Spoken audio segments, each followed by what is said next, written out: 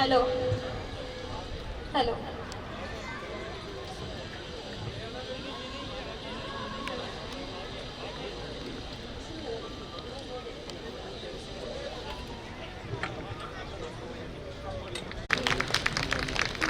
बहुत सुंदर,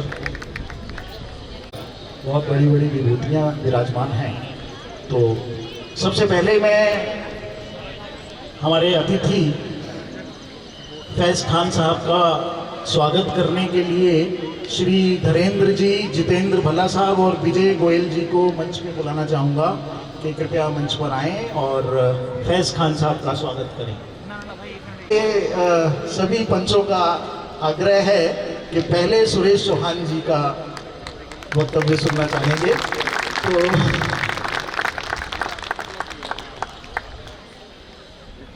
तो सबसे पहले हम सुरेश चौहान जी का ही स्वागत करते हैं। धर्म योद्धा सुरेश चौहान जी, जिनके लिए ये कहा गया है और किसी कवि ने जो कविता 4 पंक्तियां लिखी थी कि 100 गाली पर गर्दन काटे अब तो ऐसा शाम चाहिए।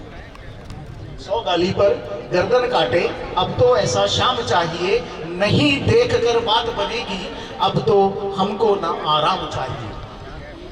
उगने ना दो उन बीजों को, उगने ना दो उन बीजों को, चाणक्य सा लक्ष्य चाहिए।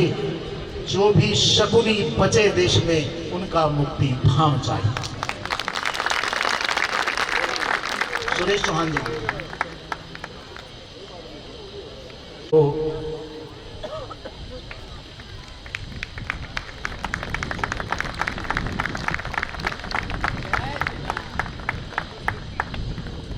माइक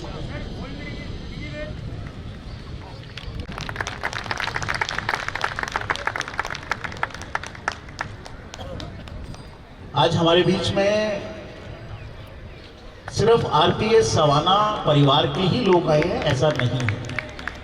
हमारे बीच में सबसे दूर से जम्मू कश्मीर से डॉक्टर स्वाति शर्मा जी अपने परिवार सहित कार्यक्रम में सम्मिलित हुई हैं। डॉक्टर स्वाति शर्मा, बहुत बहुत स्वागत है डॉक्टर स्वाति, धन्यवाद। तो अब मैं कि कृपया आपको पूरा जन समाज आपको सुनने के लिए इंतजार में है।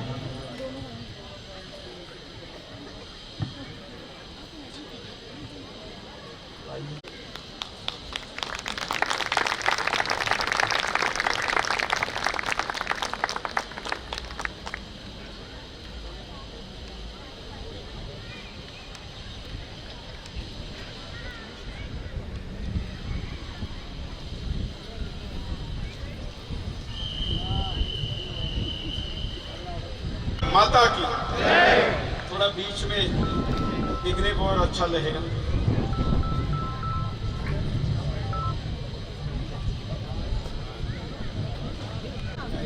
कोई बात नहीं। भारत माता की। अभी तो जो सोसाइटी में सो रहे हैं उनको आवाज नहीं गई। हाँ, इनका भी कहना सही है। जो सच में सोया है उसको तो फिर भी जगाया जा सकता है, लेकिन जो सोने का नाटक कर रहा है उसको कैसे जगाएंगे। लेकिन हमारा काम ही जगाना है, तो चिल्लाते रहेंगे भारत माता की। अब तो उनको लगेगा कि हाँ आवाज आ रही है, लेकिन केवल आपकी सोसाइटी में जाके नहीं चलेगा। फरीदाबाद में 3-3 हजार किलो आरडीएक्स रखने वाले हैं, है ना। तो उनको भी पता चलना चाहिए कि हिंदू जाग रहा है। भारत माता की, गौ माता की, गंगा माता की, गायत्री माता की, आज के आनंद की, हिंदू सम्मेलन की, हमारे महान पूर्वजों की। आज फरीदाबाद में इस सम्मेलन के निमित्त आना हुआ। फैज खान जी और मंच पर उपस्थित अन्य सभी सम्माननीय अतिथि, और मुझे लगता है कि मैं चेहरे देखकर ये जरूर कह सकता हूं कि कई लोग पहली बार हिंदू के नाते किसी कार्यक्रम में सम्मिलित हुए। क्लब में हुए होंगे, शादियों में हुए होंगे, पार्टियों में हुए होंगे, जातियों के सम्मेलनों में हुए होंगे, कोई डॉक्टर होगा क्योंकि एक वरिष्ठ डॉक्टर यहाँ बैठे तो डॉक्टरों के कार्यक्रम में हुए होंगे, वकीलों के कार्यक्रम में हुए होंगे। लेकिन हिंदू के नाम पर आप लोगों को एकत्र करने के लिए संयोजन समिति का मैं धन्यवाद व्यक्त करता हूं कि उन्होंने ये प्रयोग किया। लेकिन क्यों एकत्र किया है? अभी अभी सर्दी गई है, थोड़ी धूप सेकने के लिए बुलाया क्या? हाँ, चलो संडे है, किट्टी पार्टी का भी टाइम नहीं है, दोनों के बीच का टाइम है, उसको एडजस्ट कर लेते हैं, इसलिए बुलाया। किसी उद्देश्य से बुलाया। क्या उद्देश्य है, क्यों बुलाया है और क्या लेकर जाना है, बस इतना सा विषय में रखना चाहूंगा। बाकी तो बड़े बड़े वक्ता है, बड़े बड़े लोग मंच पर हैं। आज तक मैंने जैसे कहा कि विभिन्न नाथ कामों के निमित्त विभिन्न बैनर में एकत्र आते हैं, लेकिन हम हिंदू के नाम पर एकत्र नहीं आते, क्योंकि हम में कोई जाट है, कोई गुर्जर है, कोई राजपूत है, लेकिन हिंदू है क्या? नहीं है। लेकिन अगर हिंदू के नाम पर सब एक होंगे तो देश की सारी समस्याओं का समाधान होगा, ये मेरा विश्वास है।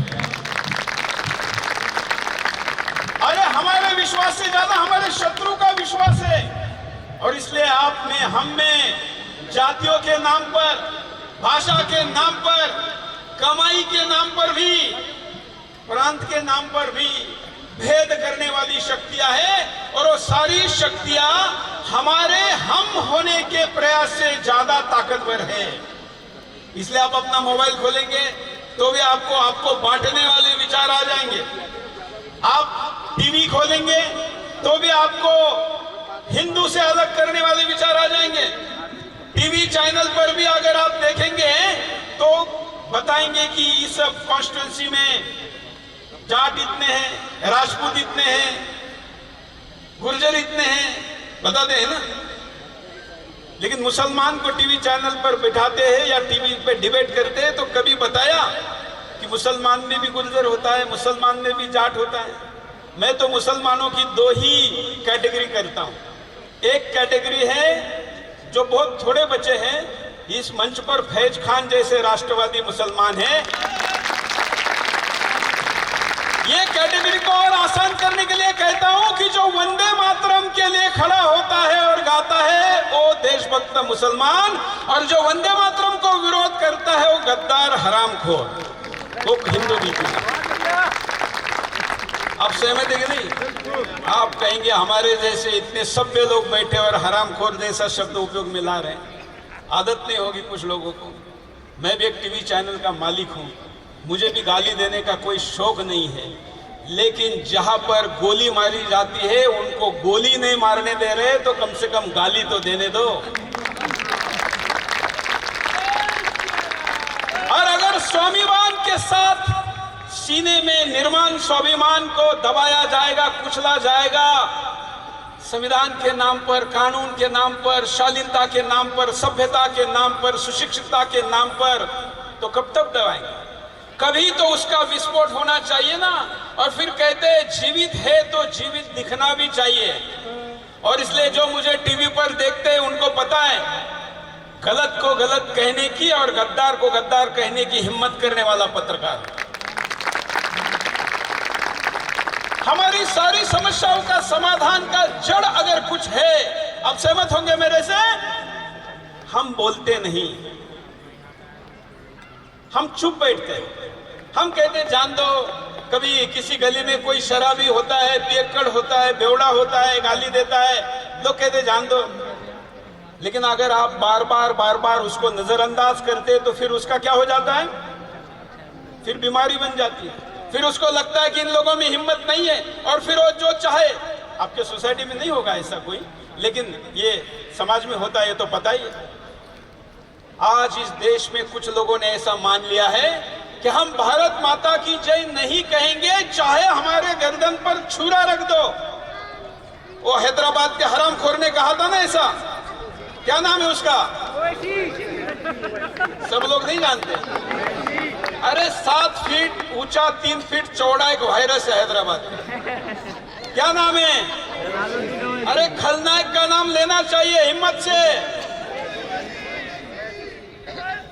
मुझे पता चला है कि उसका कोई समर्थक यहाँ भी आसपास में रहता है, और फरीदाबाद में तो है ही, बल्कि उसका भाई रहता है। ऐसा कहिए भाई 3-3 किलो आरडीएक्स, 3000 किलो आरडीएक्स रखने वाला फैज खान का भाई तो नहीं हो सकता ना, तो किसका होगा? अरे बोलो ना, किसका? हमारे में पहली बात तो शत्रुबोध नहीं है, और शत्रुबोध हो भी जाता है तो हम नाम लेने से डरते हैं। इसलिए हमारे यहाँ पुरखों ने कहा है कि जो डर गया, जो डर गया। देखिए मेरी सभा में मुझे ऐसी आदत नहीं, धीरे धीरे से जोर से, जो डर गया तो मरना है क्या? डरना है क्या? तो डरना नहीं है, और इसलिए एकत्र आए हैं। और इस धूप में भी, दोपहर में, संडे के दिन वही यहां आ सकता है जो डरा नहीं है।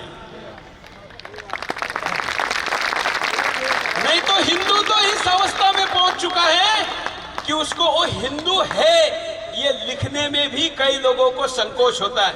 आप तो गले में पटका डाले हो, साफा, या हमारे यहाँ महाराष्ट्र में ऐसा पहनते हैं, इधर हरियाणा में भी पहनते हैं। तो ये साफा बांधना, ऐसे कार्यक्रम में आना, झंडे लगे हुए हैं, ये पहले हिंदू करता था क्या? उसको लगता था कि नहीं ऐसा करेंगे तो हमारे भाईचारे का क्या होगा। लेकिन भाईचारे ने दिखा दिया कि आप भाई नहीं हैं, आप क्या हैं? चारा है। और अब चारा कितने वर्ष चारा रहेगा भाई? कभी तो जागेगा कि नहीं? वो आज जाग गया है, और हिम्मत से मंच पर खड़ा होकर और मंच के सामने बैठकर कहता है, गर्व से कहो हम हिंदू हैं। कहता है कि नहीं? आज बच्चे भी सोशल मीडिया पर छोटे छोटे कहते हैं। अब मैं वो राठी परिवार में गया था, उनकी छोटी बेटी थी आसावरी, वो जय श्री राम करके उसने हमारा स्वागत किया। नहीं तो हमारे बच्चों को क्या दिखाया जाता था? कार्टून, और कार्टून ही घर में पैदा किए जाते थे। ऐसा नहीं कि मनोरंजन के लिए कार्टून नहीं देखना चाहिए, लेकिन कार्टून मनोरंजन नहीं कर रहा था, आपके बच्चों के बुद्धि में प्रवेश करके उसको पप्पू बना रहा था। आज हमारे बच्चों की क्या स्थिति है? क्योंकि मैं हिंदू समाज को जगाने, उसका आत्म स्वाभिमान जागृत करने और उस जागृत हिंदू के नाते समाधान देने के लिए यहाँ आया हूं। इसलिए परिवार से शुरू करूंगा। हम हिंदू हैं, एक होना चाहिए, बात सहमत है, लेकिन हम हिंदू केवल एक है इसलिए हिंदू नहीं है। हम नाम हिंदू माँ बाप के पेट में पैदा हुआ इसलिए हिंदू नहीं है। हम सच में कितने हिंदू हैं? हिंदू होने के लिए केवल टीका लगाना, नाम लगाना, गले में भगवा पट्टा इतना पर्याप्त है क्या? नहीं। हम सब हिंदू राष्ट्र चाहते हैं, चाहते हैं कि नहीं? लेकिन राष्ट्र में हिंदू कितने? मैं हिंदू 100 करोड़ हिंदुओं की कैटेगरी करता हूं। 100 करोड़ में 20 करोड़ तो ऐसे हैं जिनको हिंदू है क्या नहीं इसी का कंफ्यूजन है। 20 करोड़ ऐसे हैं जिनको हिंदू होने पर शर्म है। ऐसे भी मिले होंगे ना, है क्या नहीं? से थोड़ा अनुपात कम ज्यादा हो सकता है, मैं मोटा मोटा बता रहा हूं। उनको हिंदू होने पे शर्म है, उनको लगता है कि हिंदू कैसे कहूंगा, हिंदू कहूंगा तो भाई साहब नाराज हो जाएगा, भाईजान नाराज हो जाएगा। कई नौकरी कर रहा है, कई सामाजिक लाइफ में है, संकोच है। फिर 20 करोड़ ऐसा भी है जो ऐसा कुछ कार्यक्रम दिखता है ना तो आके पीछे बैठ जाता है। मैं यहाँ सारे पीछे बैठे ऐसे नहीं है, ये तो हिम्मत वाले हैं, लेकिन बैठ जाता है। कुछ कुछ गैलरी में बैठकर देखता है, थोड़ा थोड़ा जागने का इच्छा। बचे हुए 40 में केवल 20 करोड़ ही ऐसे हैं जिनको मैं गर्व के साथ हिंदू कह सकता हूं, और उनमें से आप हैं जो आज यहाँ बैठे।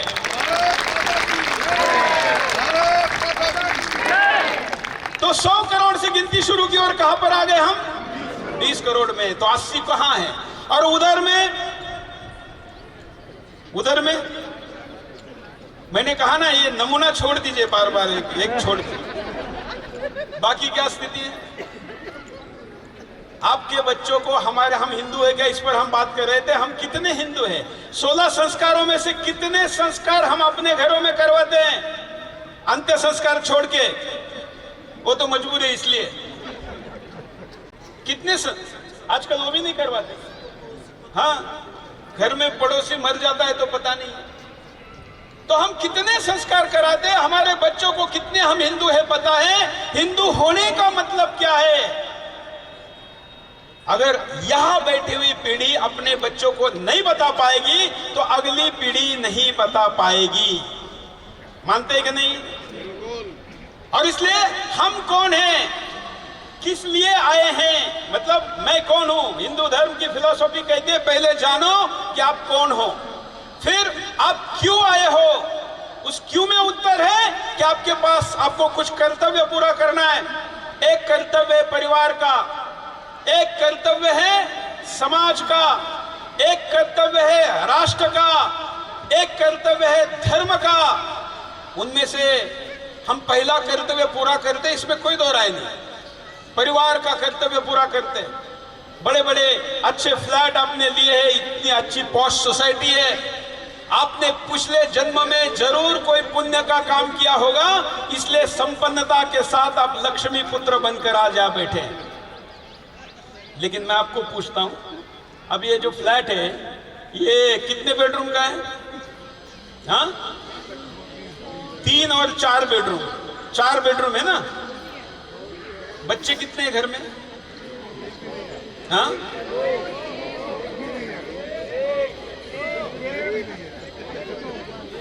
मतलब कुछ तो गड़बड़ है कि नहीं? उधर एक घर है और बच्चे कितने हैं? चांदनी चौक में एक दिन रात को गया मैं, पत्रकार हूं तो अलग अलग समय पे अध्ययन के लिए अलग अलग जगह जाता हूं, तो बड़ी फौज चल रही थी, ऐसे ही घूम रहे थे कुछ लोग, तो मेरे साथ सिक्योरिटी चलती है। मैंने उनको पूछा, दिल्ली पुलिस के पीएसओ को, कि रात में क्यों घूम रहे हैं? तो उन्होंने कहा सर घर में इतने ज्यादा बच्चे हैं कि सोने की शिफ्ट लगी हुई है कि कौन 6 घंटे आप सोएगा, कौन अब ये जो रात को घूम रहे हैं ना 2 बजे, दूसरे की शिफ्ट चल रही है, वो अंदर सो रहे हैं, घर में जगह नहीं है। वहां बच्चे पैदा भी हो रहे हैं, पाले भी जा रहे हैं, उनका सब चल रहा है। और हमारे यहाँ क्यों ऐसा है भाई? इतने पॉश फ्लैट है, इतना पॉश वातावरण है, क्या अपने बच्चों को देना नहीं चाहिए? क्या देना चाहिए कि नहीं? मैं केवल इसी एक मुद्दे पर बोलकर अपनी बात समाप्त करूंगा कि हिंदू ने अगर इतिहास में सबसे बड़ी गलती अगर कुछ की है तो गलती है बच्चे कम पैदा करना। अब आप कहेंगे कि कैसी बात करे भाई, टीवी चैनल का मालिक है, हमको लगा कि कोई बड़ी बड़ी मीठी मीठी बातें करेगा, क्या बच्चे वाली बात लेके आए। मैं आपको बताता हूं, इस देश में सरकार कौन तय करता है? हम लोग। हाँ, हम लोग करते हैं। हम कितने हैं? अभी तो बताया आपने, 4 रूम और 2 बच्चे। तो 2 हिंदू ने कितने बच्चे दिए? 2। ये भी पिछली पीढ़ी का आंकड़ा है। मैं अभी आते समय आपका यहाँ का TFR फर्टिलिटी रेट जांच कर रहा था। फरीदाबाद का शहर का फर्टिलिटी रेट है 1.1, मतलब 2 हिंदू मिलके कितने बच्चे पैदा कर रहे हैं? 1। ग्रामीण का है 1.3। हरियाणा की बात हो रही है तो बाकी राज्यों का क्या होगा? बैंगलोर का है 0.8, मतलब 2 हिंदू मिलकर 2 नहीं है। आज आपके पास फ्लैट है, गाड़ी है, मोबाइल है, बैंक बैलेंस है, FD है, भविष्य का इंश्योरेंस है, लेकिन बच्चे नहीं है। ऐसे ऐसे फ्लैटों में डेड बॉडीज मिलती हैं कि मरने के बाद डेड बॉडी सड़ जाती है, पड़ोसी को सड़ने के बाद पता चलता है कि बदबू आ रही है, फिर पुलिस को या फायर ब्रिगेड को बुलाया जाता है, दरवाजा तोड़कर बॉडी को बाहर निकाला जाता है। ऐसी मौत चाहिए क्या किसी को? चाहिए क्या? कोई नहीं चाहेगा। लेकिन हम एक बुद्धि भेद, एक नैरेटिव के शिकार हो गए। 1952 में नारा दिया गया, हम 2 हमारे 2। हिंदुओं ने उसको वेद मंत्र की तरह पालन किया, और जहां 8-8, 10-10 बच्चे होते थे, जो पुराने पीढ़ी वाले हैं, जिनके चाचा 5 से ज्यादा थे, हाथ ऊपर उठाइए, ये देखिए, और दादा तो 10 से ही ज्यादा होंगे। और हम कितने पे आ गए? हम शादी नहीं करें, अभी 4 बच्चों के लिए 4 वाले हाथ उठाइए जरा, 4 जिनके बच्चे हैं, ठीक है, 4 की संख्या भी नहीं, 3 वाले हाथ उठाइए, 2 वाले उठाइए, 1 वाले, एक सब कर, हाँ 1 वाले उठाइए, देखिए 1 वाले हाथ सबसे ज्यादा है। क्या करेंगे उस इतनी सारी संपत्ति का? सबसे महंगा रिसोर्स क्या है? आप सब लोग होशियार है। सबसे महंगा रिसोर्स क्या है? हाँ, ह्यूमन रिसोर्स, सज्जन। वो शक्ति हम नहीं पैदा कर रहे हैं। आप कई मथुरा से हैं, ज्यादातर हरियाणा से कितने लोग हाथ ऊपर करिए? हरियाणा, यूपी, अच्छा यूपी वाले ज्यादा है। हरियाणा, यूपी, दिल्ली छोड़कर हाथ ऊपर करिए। अच्छा, काफी राज्यों के हैं, मुझे लगता है सारा हिंदुस्तानी मेरे सामने बैठा है। आप मुझे बताइए, आप हिंदुस्तान में, आपके बाप दादा यहाँ थे, आपके पुरखों ने बलिदान देकर हिंदुस्तान को हिंदुस्तान बनाए रखा। वो मुगलों से छीनकर वापस हिंदुस्तान बनाया, अंग्रेजों से छीनकर तिरंगा लगाया। किसने लगाया? आपके पुरखों ने लगाया। और आज आप यहाँ जो हिंदू बनकर बैठे हैं ना, वो आपके पुरखों के पराक्रम और बलिदान के कारण बैठे हैं। उनके लिए ताली बजाइए। आपके पुरखे यहाँ के, उन्होंने बलिदान दिया, देश बचाया। आपके बच्चे एक, और जो कई हजार किलोमीटर म्यांमार से रोहिंग्या आया, बांग्लादेश से घुसपैठी आया, अफगानिस्तान से आया, पाकिस्तान से आया, उनके बच्चे कितने? उनके तो 8 और 10 होते हैं, 12-12 भी, कोई बड़ी बात नहीं। अभी एक ने भाषण दिया ना मुरादाबाद में, हम 2, हमारे 2 दर्जन। वो इसलिए दे पाता है क्योंकि उसने कितने भी जनेगा तो उनका खिलाने का व्यवस्था कौन करे? आप करें। ये घुसपैठिए जो आ रहे हैं, इनको कौन खिला रहा है? आप ही के टैक्स से जा रहा है ना, आप ही का पैसा है, सरकार दे रही, मतलब कौन दे रहा है? मैं तो इस सोसाइटी से मोदी जी को कहना चाहूंगा कि आप SIR करके, जैसे मतदाता सूची से उनका नाम हटा रहे हैं, पहला SIR राशन देने के लिए करिए। उसी को राशन दीजिए जो हिंदुस्तानी है। हमारे यहाँ तो सरकार ने ऐसा नियम करके रखा है कि 6 बच्चे होंगे तभी उसको कौन सा कार्ड हो, आयुष्मान कार्ड। अब 6 बच्चे तो है ही नहीं, तो आपके टैक्स से बच्चे किसके पढ़ रहे हैं? उनके, घुसपैठियों के, गद्दारों के, वंदे मातरम न कहने वालों के। चलो थोड़ी देर के लिए कुछ ऐसे लोग सभी देशों में, समाज में थोड़े बहुत होते हैं, लेकिन यहाँ थोड़े बहुत है क्या कि ज्यादा है? और फिर आपने कम बच्चे पैदा किए, उसको अगले 18 वर्षों बाद हिंदुस्तान की आबादी हिंदू माइनॉरिटी में चला जाएगा, केवल 18 वर्षों में। कितने वर्षों में बोलना है? कितने वर्षों में? 18। सब आपको सबको 18 वर्ष देखने। अगर 18 वर्षों बाद आपके बच्चे को आधी आबादी बनकर उनके साथ रहना है, आपका बच्चा सुशिक्षित है, झगड़ा नहीं करता है, सज्जन है, अपने करियर पर फोकस कर रहा है, बिल्कुल भी झगड़ा करने वाला नहीं है, लेकिन कोई कसाई अगर आपके बच्चे के पीछे छुरा लेकर भागे तो आपका बच्चा प्रतिकार करना छोड़िए, अपनी जान बचाने के लिए कितना किलोमीटर दौड़ सकता है? दौड़ सकता है क्या? हमने अपने बच्चों को पप्पू बनाया है, और पप्पू तो सोनिया बाई का भी पास नहीं हुआ, तो आपका कहां से हो?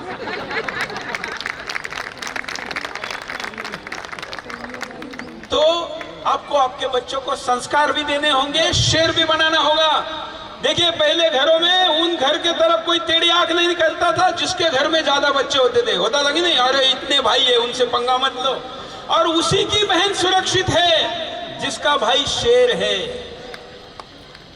जिसका भाई पप्पू है, उसकी बहन सुरक्षित नहीं है। और इसलिए बच्चों को संस्कार दीजिए, मजबूत बनिए। और दूसरा, जिस सरकार को मतदान करके आप सत्ता में बिठा रहे हैं, उनको कहिए कि इस देश में कानून आए कि मुसलमान एक से ज्यादा शादी नहीं कर पाएगा। कौन कौन सहमत है? ऐसा कानून चाहिए कि नहीं? एक हाथ का मतलब 50% हुआ।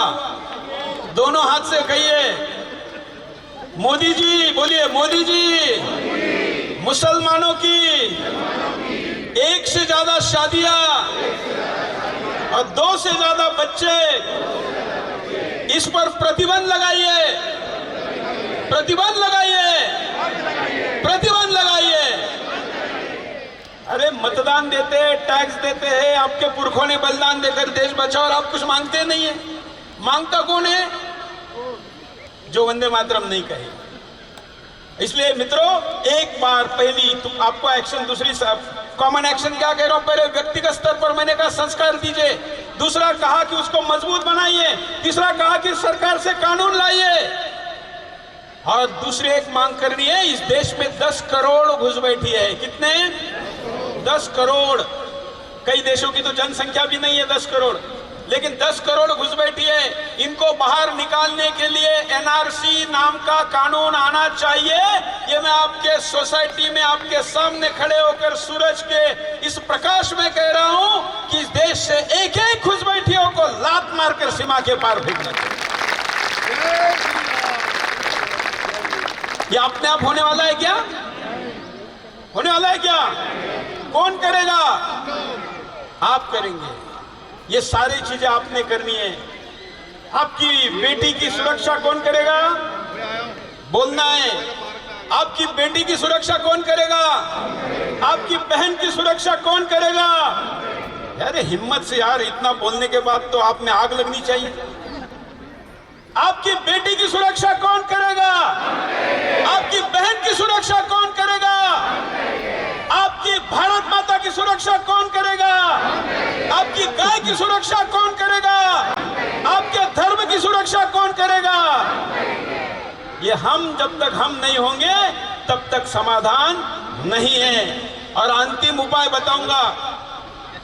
अंतिम उपाय है, आपको बच्चे पैदा करने होंगे।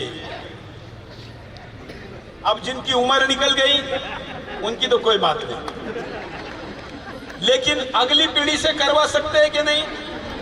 मैंने अभी नोएडा में सेक्टर 30 में ऐसा ही भाषण दिया, और मेरा भाषण के बाद लकीली एक गुप्ता परिवार वसीयत करने जाने वाला था, और मेरा भाषण सुनने के बाद उसने वसीयत रोकी, मुझे मंच के नीचे मिला और मुझे कहा, सुरेश जी अभी यहाँ से आपका भाषण सुन के वसीयत करने जाने वाला था, वकील को पैसे जा चुके स्टाम्प पेपर, अब मैं मेरी वसीयत बदलूंगा और अब मैं मेरी बहू को, क्योंकि बेटा तो तैयार था, बहू तैयार नहीं थी बच्चे पैदा करने के लिए, उसने कहा कि 40 करोड़ रुपए की कोठी है, 50 करोड़ का बैंक बैलेंस है, 100 करोड़ से ज्यादा की संपत्ति है, अब मैं बेटे और बहू को तभी दूंगा जब वो 4 बच्चे पैदा करें। क्योंकि हमारे यहाँ पर सारी बातें प्यार से थोड़ी होती, कुछ कुछ बातें कान पकड़ के भी करनी पड़ती। तो अगर यहाँ भी ऐसा कोई गुप्ता, शर्मा, राठी कोई निकल जाए तो मेरा भाषण और आज यहाँ पर आने का सफल हो जाएगा। और दूसरा, आप नहीं करेंगे तो कौन करेगा? कोई और करने वाला नहीं है। मेरे भाषण में मैं बहुत जगह उदाहरण देता हूँ। आपके जैन सबसे ज्यादा टैक्स देता है ना, जैन। मैं मुंबई में एक जैनियों के कार्यक्रम में था, कोई भी वहां 100 करोड़ से कम टैक्स देने वाला नहीं था। मैंने पूछा, 556 लोगों का सभागार है, सावरकर सभागार दादर में, पूरा भरा हुआ था। मैंने पूछा कि कितने लोग हैं जिनके 4 बच्चे हैं? एक भी हाथ खड़ा नहीं हुआ। कितने बच्चे हैं जिनके 3 बच्चे हैं? एक भी खड़ा नहीं हुआ। मैंने कहा कितने जिनके 2 बच्चे? 17 हाथ खड़े हुए सिर्फ। और कितने लोग हैं जिनके 1 बच्चे हैं? तो 25-30 हाथ खड़े हो गए। देश का सबसे ज्यादा टैक्स दे रहे हैं, लेकिन बच्चे कितने हैं? अच्छा, ये क्या हम में कोई फिजिकल प्रॉब्लम है क्या?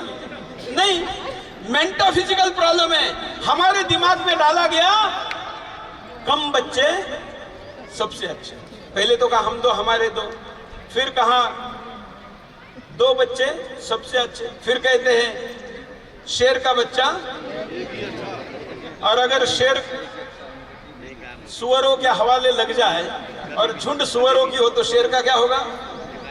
क्या होगा? ये शेर का बच्चा एक ही अच्छा। पहले तो एक बच्चा पैदा करने वाले को शेर कहना है कि नहीं, तय करें। हम शेर हैं, लेकिन दिमाग में हमारे डाला गया कि परिवार नियोजन का मतलब कम बच्चे।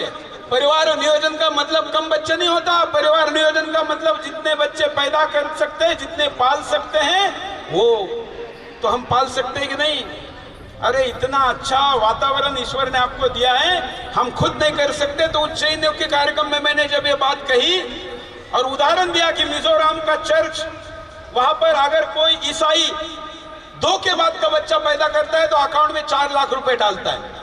ये उदाहरण देने के बाद एक सेठ जी खड़े हुए, उन्होंने हाथ ऊपर किया और उन्होंने कहा, सुरेश जी, जो जैन एक बच्चा पैदा करेगा उसको मैं 4 लाख रुपए दूंगा।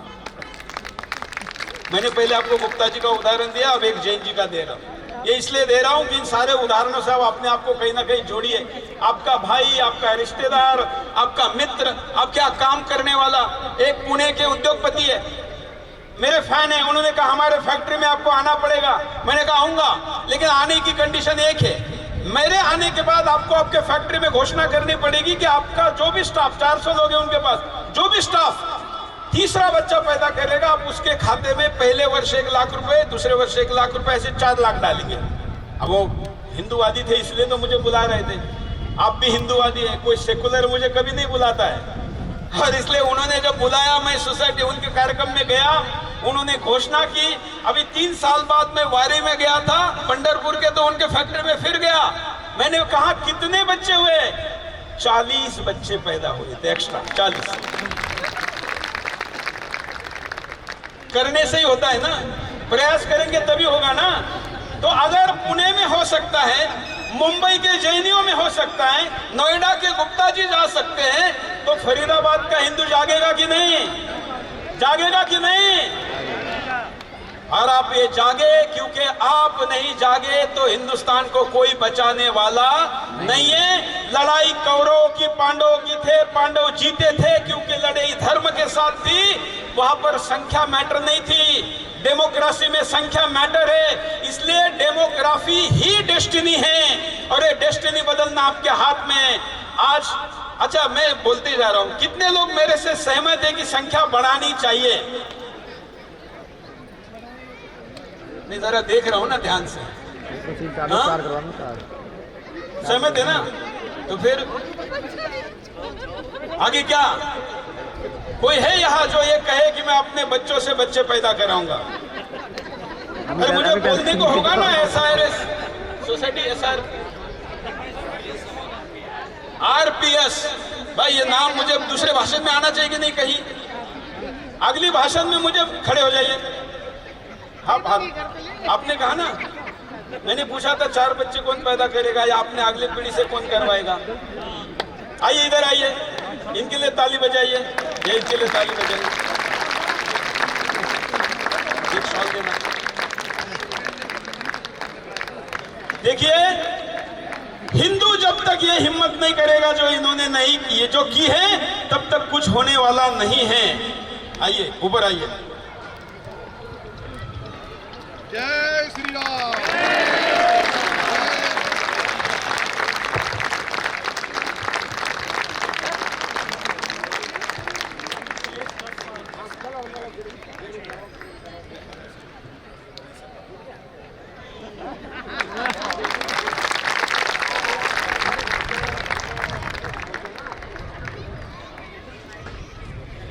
अंतिम लाइन, हम भाषणों से बचेंगे क्या? ना भाषण देने से बचेंगे, ना भाषण सुनने से बचेंगे। ध्यान रखना, बचेंगे एक्शन से। और एक्शन किसने लेनी है? अंतिम एक सजेशन देकर समाप्त करूंगा। आज के बाद खरीदी भी उसी से करनी है जो वंदे मातरम गाएगा। सिंपल। वंदे मातरम ऑर्डर की, जोमेटो पे ऑर्डर करते होंगे ना, ऑर्डर की, डिलीवरी बॉय आया, उसको बोले वंदे मातरम बोलो, वंदे मातरम नहीं बोला, ऑर्डर कैंसल। कमेंट में वंदे मातरम नहीं बोला इसलिए ऑर्डर कैंसल। अमेज़न पे ऑर्डर दिया, डिलीवरी देने आया, किसी दुकान में गए, दुकान में वंदे मातरम की कंडीशन लगाने की हिम्मत मेरा भाषण सुनने के बाद तो आई होगी। तो दुकान में भी जाएंगे और कहेंगे वंदे मातरम कहेंगे तो ही लेंगे। आज देश में दो ही क्लास करने हैं, एक वंदे मातरम कहने वाला और एक वंदे मातरम ना कहने वाला। और आप मेरे से सहमत है, मेरी बात सुनी, इतने धूप में सुनी।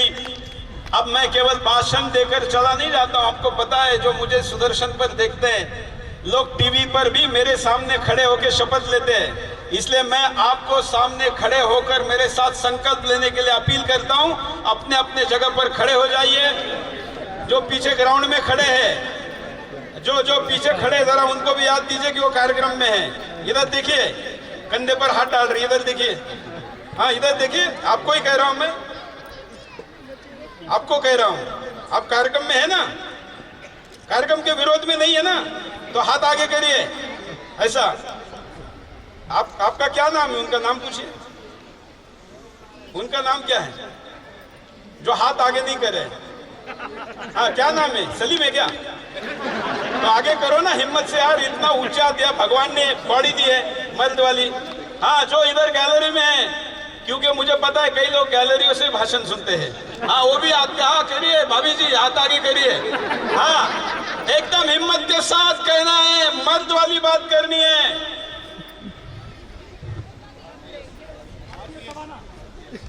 कहिए, हम आरपीएस ना, हम आरपीएस के हिंदू शपथ लेते हैं, वचन देते हैं, संकल्प करते हैं, राष्ट्र धर्म के लिए जब भी आवाज देंगे हम उपस्थित होंगे।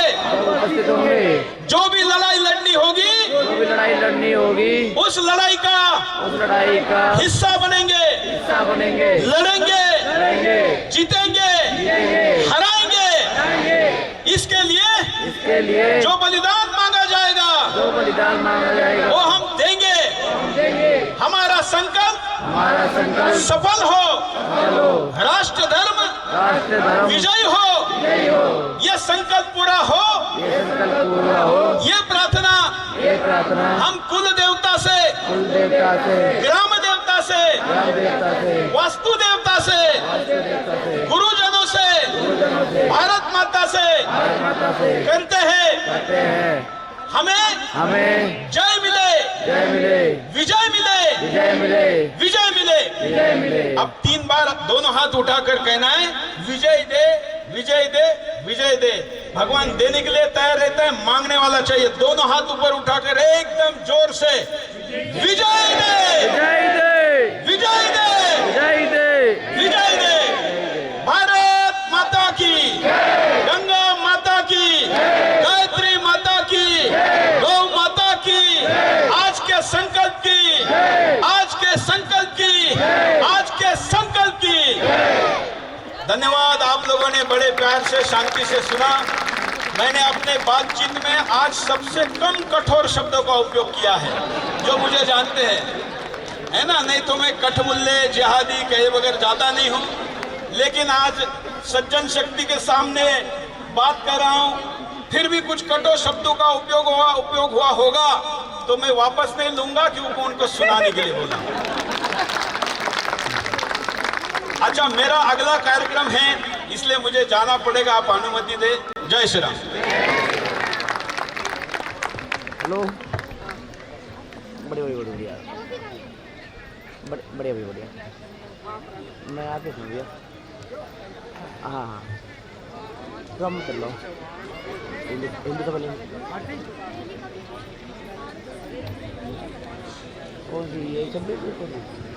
भारत माता की, भारत माता की, धर्म की, अधर्म का, प्राणियों में विश्व का,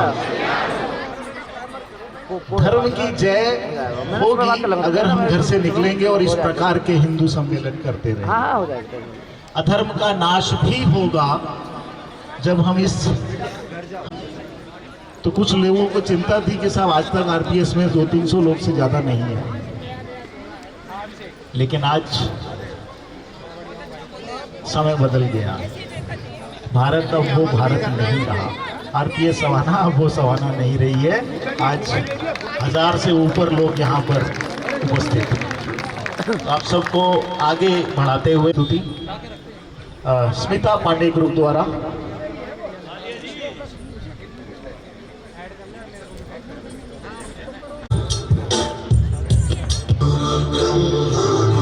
विष्णु गुरुदेवो महेश्वरा गुरु साक्षात् परब्रह्म तस्मै श्री गुरवे नमः।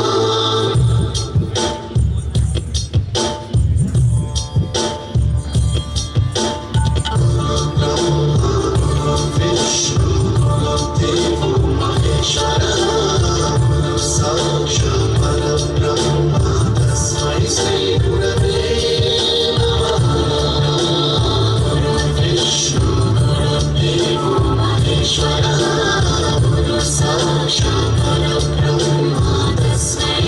गुरवे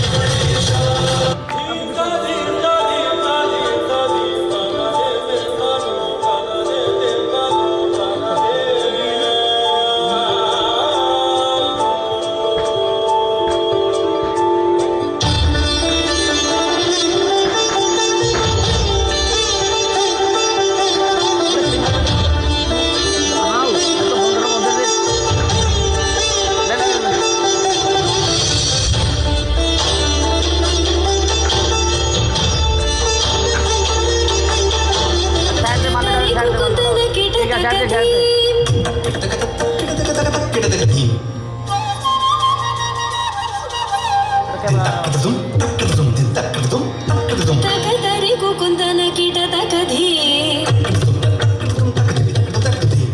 तकदरी कुकुंदन कीट तकधी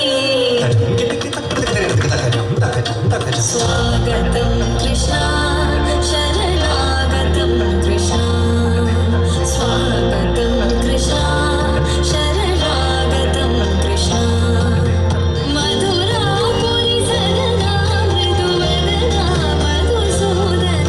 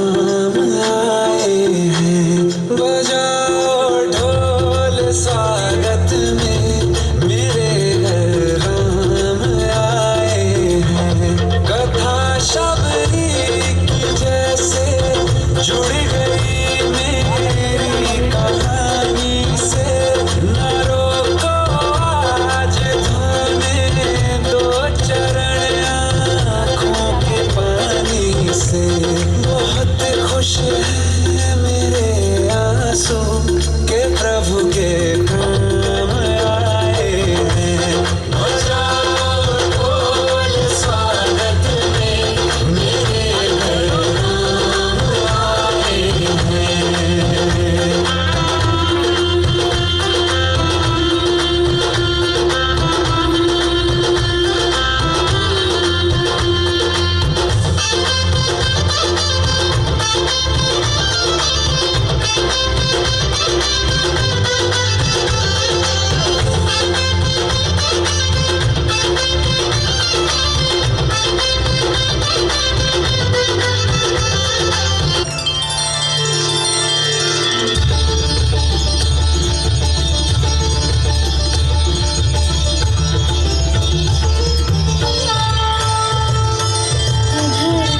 मधुरं वदनं मधुरं नयनं मधुरं हसितं मधुरं हृदयं मधुरं गमनं मधुरं मधुराधिपतेरखिलं मधुरम्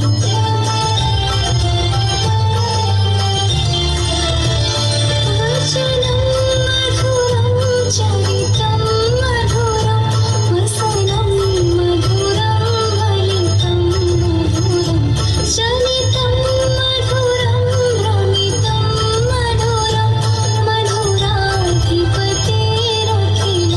मधुरं वेणुर्मधुरो रेणुर्मधुरः पाणिर्मधुरः पाद्यं मधुरं नृत्यं मधुरं सौख्यं मधुरं मधुराधिपतेरखिलं मधुरम्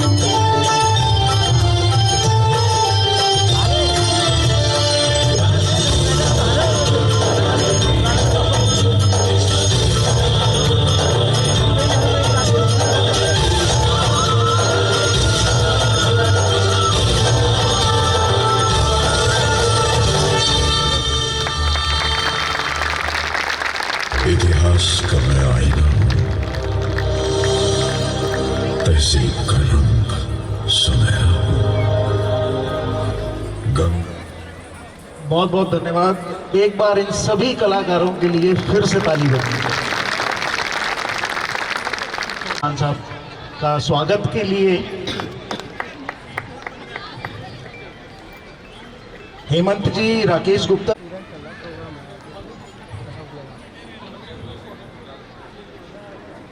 बालकिशन जी, डॉक्टर बालकिशन प्लीज।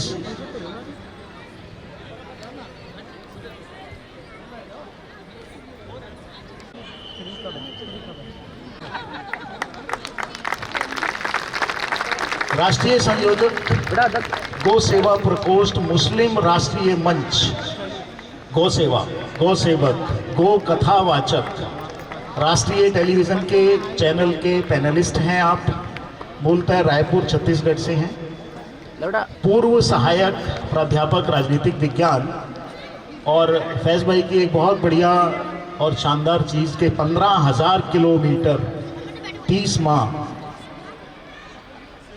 गौ सेवा सद्भावना पदयात्रा की है आपने, लेह से कन्याकुमारी तक और कन्याकुमारी से वैष्णो देवी तक। गाय और इस्लाम पुस्तक का एक संकलन किया है। गौ कथा के बहुत अच्छे वाचक हैं। हम कभी अगली बार इनका आरपीएस सवाना में गौ कथा पर कार्यक्रम जरूर रखेंगे। गौ कथा से मिलने वाली राशि को गौ सेवा में दान देते हैं। ईद बकरीद का त्योहार गौशाला में गौ सेवा करके अपने परिवार सहित मनाते हैं। बीफ पार्टी के विरोध में काऊ मिल्क की पार्टी शुरू की इन्होंने।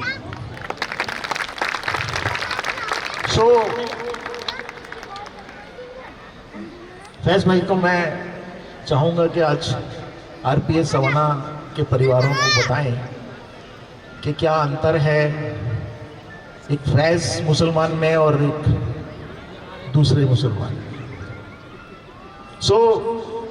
युद्ध नहीं जिनके जीवन में वो तो बड़े अभागे होंगे। युद्ध नहीं, अभी सुरेश चौहान जी ने बहुत सारी बातें हमें बताई हैं, हाथ हमारे कई बार उठवाए उन्होंने। मैं सिर्फ 2 पंक्तियों में कहना चाहूंगा कि युद्ध नहीं जिनके जीवन में वो तो बड़े अभागे होंगे, या तो रण से भागे होंगे या फिर युद्ध नहीं जिनके जीवन में वो तो बड़े अभागे होंगे, या तो प्रण को तोड़ा होगा या फिर रण से भागे होंगे। फैज साहब।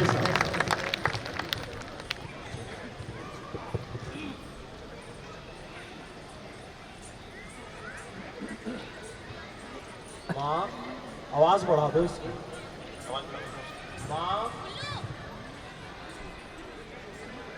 दोनों हाथ ऊपर उठाकर, हाँ यही कह रहा हूँ, आवाज बढ़ा दो इसकी। आएगी, चिंता नहीं करो, इसकी आवाज बढ़ा दीजिए, नहीं तो आप लोग अपनी आवाज बढ़ा दीजिए। दोनों हाथ आएगी आवाज, चिंता ना करो, क्योंकि भाई 4 माइक लगवाए हैं, सबका पेमेंट भी जाना है तो सब माइक भी चलना चाहिए ना, ये भी बात है, वो चेकिंग भी हो गई। दोनों हाथ ऊपर उठाकर मां शब्द का उच्चारण करेंगे। मां, मां, मां। बोलिए गौ माता की, गंगा माता की, गीता माता की, गायत्री माता की, धरती माता की, अम्बे माता की, भवानी माता की, तृप्ता माता की, महामाया माता की, त्रिशला माता की। बोलो बोलो भारत माता की, गौ माता की। माता जगदम्बा स्वरूपणी सभी माताओं के चरणों में नमन करता हूँ। मेरे सभी सम्माननीय भाइयों, प्यारी बहनों और छोटे छोटे बच्चों, आप सभी को प्रणाम करता हूँ। यहाँ पर सरदार राजीव सिंह जी बैठे हुए हैं, आपको भी मैं विशेष प्रणाम करता हूँ। आदरणीय समोद सिंह साहब महाकवि यहाँ पर बैठे हुए हैं और समस्त मंच को प्रणाम करता हूँ। आज कार्यक्रम था नागपुर में और नागपुर का के कार्यक्रम से मुझे खींचकर यहाँ तक लाने वाले अनिल नैयर जी, भाई साहब इनके लिए जोरदार ताली बजाइए। आज बिल्कुल फिक्स कार्यक्रम था नागपुर का, वो नागपुर का 1 मार्च को करवाया और मुझे यहाँ पर लेकर आए। तो ये तो प्रेम की बात है। उधो बंदगी तेरे बस की नहीं है, यहाँ सिर दे के होते हैं सौदे, आशिकी इतनी सस्ती नहीं है। प्रेम वालों ने कब वक्त पूछा उनकी पूजा में, सुन ले उधो यहाँ दम दम में होती है पूजा, सिर झुकाने की फुर्सत नहीं है। जम्मू कश्मीर से डॉक्टर स्वाति सिंह जी मेरी बहन यहाँ पर आई हुई है, खड़े हो जाइए, खड़े हो जाइए, अभी परिचय भी इनका हुआ। मेरे भाई नरेश वैष्णव जी चित्तौड़गढ़ से यहाँ पर आए हुए, इनके लिए भी जोरदार ताली बजाइए। जम्मू कश्मीर से भाई मधुसूदन केसर जी यहाँ पर आए हुए, केसर की खुशबू लेकर मेरे साथ। तो अभी मुझे परिचय कराया गया, कार्डियोलॉजिस्ट साहब भी यहाँ पर एक बार खड़े हो जाइए। कहाँ है? हाँ सर, सर्जन है, ठीक है, थोड़ा सा उधर चेहरा घुमा लीजिए आप। हम सबको मिलकर इनका काम बंद करवाना है। बोलो एग्री है कि नहीं है? डॉक्टर खुद एग्री है। सच्चा डॉक्टर वही है जो सोचे कि मेरी क्लिनिक पर कोई ना आए। सर्वे भवन्तु सुखिनः, सर्वे सन्तु निरामया, सर्वे भद्राणि पश्यन्तु मां कश्चित् दुःखं भाग् भवेत्। एक बार डॉक्टर साहब के लिए जोरदार तालियां बजाइए। आप में से किसी ने नहीं कहा, इन्होंने कहा। इनके चेहरे पर सच्चाई झलक रही है। राज जमाने को ये राज बता देना, चेहरा भी चमकता है जब दिल में सफाई। एक जो सच्चा वकील होगा वो चाहेगा कि मेरे पास कोई क्लाइंट ना आए। एक सच्चा डॉक्टर होगा, वो चाहेगा सब सुखी समृद्ध रहे। मैं तो केवल इमरजेंसी के लिए हूं। इस भाव से हमें काम करना है कि दिल खोल लेते अगर यारों के साथ, दिल खोल लेते अगर यारों के साथ, डॉक्टर से खुलवाना नहीं पड़ता औजारों के साथ। देखिए, मैंने बात यहां से इसलिए प्रारंभ की कि सुरेश जी ने बहुत अच्छी बात कही है। पड़ोस में कोई मर भी जाता है तो हमें पता नहीं चलता है, जब बदबू आती है तब पता चलता है। जब हम गली मोहल्लों में रहा करते थे, गांव कूचों में रहा करते थे, तब ऐसा नहीं होता था। तब सारा मोहल्ला एक परिवार होता था और सबको पता था कि किसके घर में कितने सदस्य हैं और किसके घर में क्या पका है। और हफ्ते में एक बार तो सब साथ बैठकर खाना खाते थे। और पंजाबियों में तो सांझा चूल्हा की परंपरा रही कि एक ही चूल्हे में हम सब, साझा चूल्हा है, वहां पर अपनी रोटियां बनाएंगे। दुनिया भर की बात भी होगी, मेल मिलाप भी होगा। सुख दुख में कोई है, कोई डिप्रेशन में जा रहा है तो आकर सब साथ रोटी बनाएंगे तो उसका डिप्रेशन भी चूल्हे में जलकर खत्म हो जाएगा। अब अकेले ही बनाना है, टेंशन भी है, तमाम तरह की टेंशन, बच्चे की भी टेंशन, पति की भी टेंशन, फाइनेंस सिस्टम की भी टेंशन, किस स्कूल कॉलेज में पढ़ाना है उसकी भी टेंशन, रिलेशनशिप की भी टेंशन। और टेंशन में व्यक्ति समाप्त हो जाता है। तो टेंशन में व्यक्ति समाप्त ना हो, इसलिए हिंदू सम्मेलन करवाया गया है कि भैया सब एक हो जाओ, एक दूसरे से परिचय बढ़ा लो। वो संकल्प करवा के बहुत सारा गए हैं, मैं भी एक संकल्प कराता हूं। आपके घर में जो भी बने, हफ्ते में एक दिन अपने पड़ोस के 4-5 घरों में आप उसे बांटेंगे, जैसे पहले ग्रामीण क्षेत्रों में होता था। बोलिए, बांटेंगे कि नहीं बांटेंगे? और नमक भले घर में पड़ा हो, तेल पड़ा हो, शर्म हया छोड़ देना। हफ्ते में 10 दिन में एक बार अपने पड़ोसी से मांग लेना, थोड़ा नमक खत्म हो गया है दे दो, थोड़ा तेल खत्म हो गया है दे दो। और बाद में भले एक हफ्ते बाद ले जाकर उसका 10 गुना उन्हें दे देना। लेकिन मैं ये संबंध जोड़ने की बात आपसे कह रहा हूं, किसी के घर में न तेल की कमी है न नमक की कमी है, लेकिन जुड़ोगे कैसे? तोड़ने वाली शक्तियां बहुत सारी है। तो बोलो, ये करोगे आप? बिल्कुल ठीक क्योंकि बात है। माहौल सोशल मीडिया ने ऐसे बना दिया है कि सब एक दूसरे को शक की निगाहों से देख सकते हैं। कम से कम पड़ोस में जो रह रहा है, हफ्ते में एक बार उसके घर खाना खाने जा सकते हो, उसको खाने में बुला सकते हो। नहीं तो कुछ बनाया तो कम से कम शनिवार को 4 कटोरी में रख कर एक इस पड़ोसी को दे दिया, उस पड़ोसी को दे दिया मीठा हलवा, इतना तो कर सकते हो ना? हाँ कि ना? तब तो यह विराट हिंदू एकता सम्मेलन का कोई अर्थ होगा। नहीं तो सुनकर मीठा मीठा चले गए और इसका पालन नहीं किया। वही स्थिति हो गई, बेटा ऑस्ट्रेलिया में है, बेटी अमेरिका में है, माँ बाप सड़गल के मर गए, पता ही नहीं चल रहा है। भाई 2 पैदा कर भी लिए और दोनों अमेरिका में चले गए तो भी मतलब नहीं। मैं उसके एक स्टेप आगे की बात बता रहा हूं। ठीक है, वीडियो कॉलिंग से अंतिम संस्कार करवा देना। और अब तो अंतिम, वो तो कह गए अंतिम संस्कार करवाना पड़ता है 16 में। करवाना तो 16 चाहिए। गर्भधारण, पुंसवन, सीमांतोनयन, जातकर्म, नामकरण, निष्क्रमण, अन्नप्राशन, चूड़ाकर्म, कर्णवेदन, विद्यारंभ, उपनयन, वेदारंभ, केशांत, समावर्तन, विवाह और अंत्येष्टि। करवाना तो पूरा 16 चाहिए, लेकिन अंतिम संस्कार करवाना पड़ता है। और आजकल वो भी नहीं होता है, आदमी सड़के मर जाता है फ्लैट में। और नहीं भी मरे, जीवित भी रहे, तब भी नहीं होता है। वो दूसरे तरीके से होता है। वीर जी, मैं पूरा देश पैदल चला हूं, पूरा देश पैदल चला हूं। अनिल नैयर जी ने बताया, लेह से कन्याकुमारी, कन्याकुमारी से वैष्णो देवी 15,000 किलोमीटर 30 महीने। और जब मैं पूरा देश चलते चलते चलते चलते पैदल पैदल पैदल पंजाब की सीमा में घुसा, लाठी लेके चल रहा था ऐसा, ठक ठक ठक, पंजाब की सीमा में घुसा। मैं क्यों कह रहा हूं अब तुम्हारा अंतिम संस्कार भी नहीं होगा?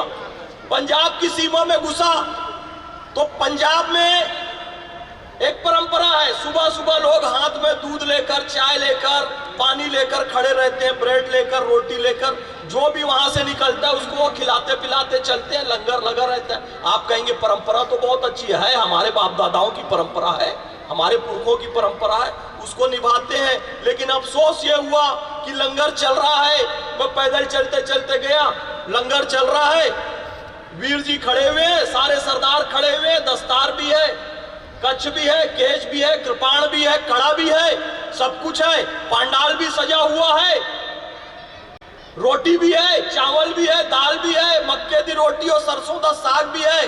अंतर केवल इतना आया है कि गुरु नानक देव की फोटो वहां पर नहीं है, ईसा मसीह की फोटो वहां लग गई है। इसमें ताली नहीं बजाना। यह सच्चाई है कि नहीं है? तो तुम्हारा अंतिम संस्कार भी नहीं होगा। हालेलुया वाला गैंग तुमको धर्म परिवर्तन करवा देगा, तो तुम अंतिम संस्कार के लायक भी नहीं बचोगे। और हम ना ईसाई परंपरा के खिलाफ, ना इस्लामी परंपरा के खिलाफ, क्योंकि मैं तो खुद मुसलमान हूं।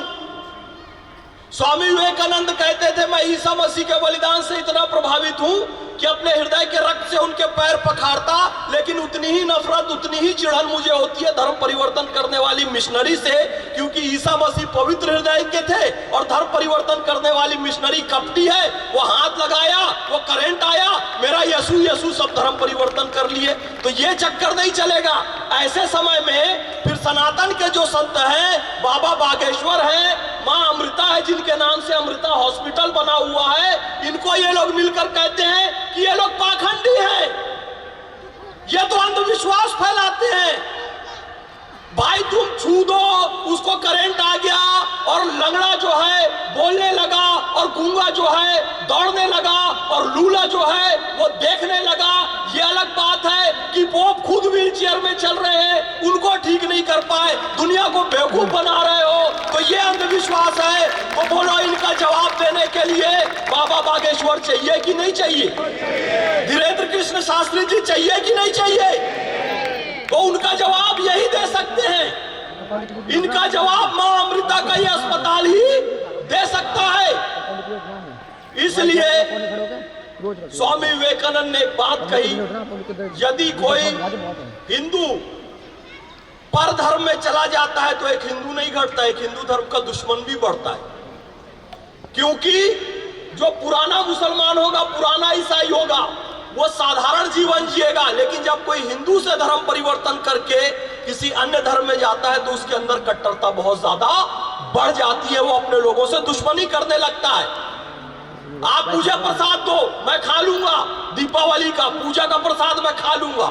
अभी अभी जो ईसाई बने आपके बीच का हिंदू, वो नहीं खाएगा। अभी अभी जो मुसलमान बना है वो नहीं खाएगा। तो हिंदू धर्म का दुश्मन बढ़ा कि नहीं बढ़ा? तो स्वामी विवेकानंद की भविष्यवाणी बिल्कुल सही सिद्ध हो गई। इसलिए धर्म परिवर्तन के झांसे में नहीं फंसना है, नहीं फंसना है, नहीं फंसना है। हिंदू ही वो संस्कृति है जो सर्वधर्म समादर का भाव रखती है। यह सच है। देखो, एक चुटकुला बना, एक कट्टरपंथी मौलाना था, उसने अपने पंडित दोस्त से पूछा कि ए पंडित, ये बताओ, तुम हम मुसलमानों का, हमारे जो अल्लाह है, हमारी जो परंपरा है, तुम उनका सम्मान करते हो? कितना करते हो बताओ जरा। अब मौलाना ने पूछा पंडित से, दोनों दोस्त है, कहे तुम कितना सम्मान करते हो हमारे अल्लाह का, बताओ जरा, हम भी तो परीक्षा ले तुम्हारी। कहे मैं अल्लाह का उतना ही सम्मान करता हूं जितना तुम राम जी का करते हो। तो वो कट्टरपंथी था, उसे बुरा लग गया। क्यों बुरा लग गया? क्योंकि वो राम जी का सम्मान करता तो नहीं है, क्योंकि वो अभी अभी कन्वर्ट हुआ है, वो भी पंडित ही था, थोड़ी दिन पहले क्या बना है, मुल्ला बन गया है। तो वो राम जी का सम्मान नहीं करेगा, वो कृष्ण जी का सम्मान नहीं करेगा, वो गौ गंगा गीता का सम्मान नहीं करेगा। और यह सर्वधर्म समादर की संस्कृति है, हिंदू संस्कृति। संसार में केवल यही एक पंथ है जो ये कहता है मंदिर, मस्जिद, गुरुद्वारे, पगोड़ा, कहीं से भी ईश्वर तक पहुंचा जा सकता है। सेमेटिक रिलीजन ये नहीं कहेगा। ईसाई, इस्लाम, यहूदी वाला ये कभी नहीं कहेगा। मंदिर से पहुंच सकता है तो वो नहीं कहेगा। हिंदू मुस्लिम एक है, गीता कुरान एक है, ये कहने वाला संसार में एक ही प्राणी है, उसका क्या नाम है? हिंदू है ना। हिंदू एक्यूरेट समादर का भाव रखता है, रखना भी चाहिए, लेकिन खुद खत्म हो जाओ इतना भी समादर मत रखो। अपना अस्तित्व ही समाप्त हो जाए ऐसा भाईचारा भी नहीं रखना है। जो गलत है उसको गलत बोलना है। मैं बोलता रहा गौ माता राष्ट्र माता, मैं पैगंबर हजरत मोहम्मद सल्लल्लाहु अलैहि वसल्लम की हदीस बताता रहा कि पैगंबर मोहम्मद ने कहा गाय के दूध में शिफा है, गाय का घी दवा है और इसका मांस बीमारी है। तो आज वो मुख्तार अंसारी जो एक बड़ा गैंगस्टर था, उसका भाई जो कि गाजीपुर से सांसद है, उन्होंने भी इस बात को कहा कि पैगंबर हजरत मोहम्मद सल्लल्लाहु अलैहि वसल्लम ने फरमाया गाय के दूध में शिफा है, गाय के घी में दवा है और इसका मांस बीमारी है और गौ माता को राष्ट्र माता घोषित करना चाहिए। वो क्यों बोला बताओ? क्योंकि मैं अपने मिशन में रुका नहीं, मैं रुका नहीं। लोग मुझे रोकते रहे कि भाई ऐसा क्यों बोल रहे हो। मैंने कहा मैं बोलता रहूंगा और बोलता रहूंगा तो मेरे पीछे बोलने वाले लोग खड़े होते जाएंगे। हम तुष्टीकरण करते हुए ये सोचेंगे कि यार ये वंदे मातरम नहीं बोल रहे, कोई बात नहीं, रहने दो, बुरा मान जाएगा, दोस्त है अपना। भाई तू खा यहाँ रहा है, पानी यहाँ पी रहा है, यहाँ के टैक्स के पैसे का उपभोग कर रहा है, इज्जत यहाँ पा रहा है, नौकरी यहाँ पा रहा है, बिजनेस यहाँ पा रहा है और जय फिलिस्तीन बोलेगा और भारत माता की जय नहीं बोलेगा, तू गलत कर रहा है। ये मुंह पर बोलने की हिम्मत होनी चाहिए, तब सुधरेगा वो, नहीं तो क्यों सुधरेगा? तुम बोलोगे नहीं ठीक है यार कोई बात नहीं, वंदे मातरम नहीं बोलते, उसको लगेगा तो बढ़िया है। और तथाकथित धर्मनिरपेक्ष पार्टी है तो ही अवतार पार्टी और खिला देगी, वो सोचेगा बढ़िया है, भारत माता की जय नहीं भी बोलो सब कुछ चलेगा यहां पर। तो बोलने की हिम्मत आपको पैदा करना पड़ेगा। और आप मुझे एक बात बताइए, आपकी पहचान क्या है? आपकी पहचान का एक शब्द क्या है?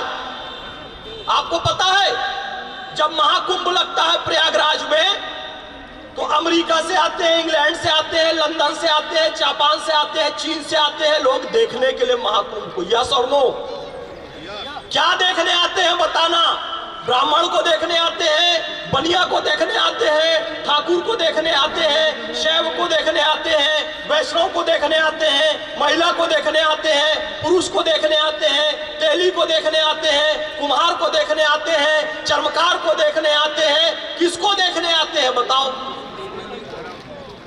वो केवल और केवल एक चीज देखने आते हैं, हिंदू और हिंदू संस्कृति को देखने के लिए आते हैं। इनमें से कुछ भी देखने नहीं आते बाकी को।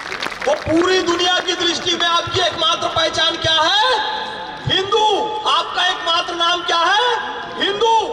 और हिंदू हर एक वो व्यक्ति है जो इस पुण्य भूमि को अपनी मातृभूमि मानता है, जो वंदे मातरम कहता है, जो भारत माता की जय कहता है। इसलिए राष्ट्रीयता से मैं भी हिंदू हूँ, इस बात को बोलने में मुझे कोई संकोच नहीं है। हिमालयम समारभ्य यावत हिंदू सरोवरम तत्देव निर्मितम देशम हिंदुस्थानम प्रचक्षते। हिमालय पर्वत से लेकर हिंदू सरोवर तक, हिंद महासागर तक जो भाग है वो पूरा प्रदेश हिंदुस्तान है और यहाँ पर रहने वाले लोगों का नाम हिंदू है।